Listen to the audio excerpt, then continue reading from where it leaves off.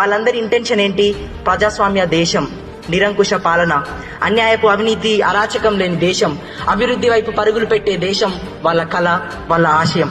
అయితే మరి నిజంగా ఇప్పుడు అలా ఉందా అంటే, రీసెంట్ గా నేను మొన్న మా ఊర్లో ఎలక్షన్స్ ముందు ఒక తాతని అడిగిన, తాతని ఓటు ఎవరికి వేసినాయనంటే ఆ తాతని అడిగా, ఇంకెవరికి వేస్తా, ఆయనకే వేస్తా అని పలానా వ్యక్తి పేరు చెప్పిండు. అవునా తాత, ఎందుకు వేసినావు నీ ఓటు అంటే, ఎందుకేను ఆయన మా కుల కూడా, ఆయన కాకపోతే ఇంకెవరికి వేస్తా అని చెప్పి.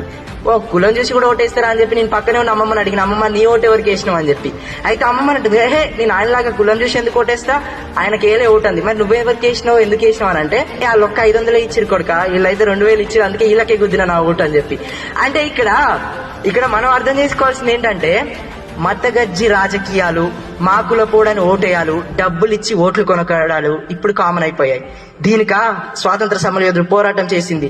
ఇదా ప్రజాస్వామ్యం అంటే? ఇదా నీతిగా నిజాయితీగా? ఒక్కటి చెప్పండి, మీకు ఎప్పుడైనా గుర్తుంచుకోండి, నిజాయితీ నీతిమంతమైన నాయకుడైతే కుల, మత, వర్గ, వర్ణ, రంగు, లింగ విభేదాలేవి లేకుండా ప్రజాస్వామ్యబద్ధంగా నిరంకుశ రహితంగా పరిపాలన జరిగేవాడే ఉన్నతమైన ఉత్తమమైన నాయకుడు.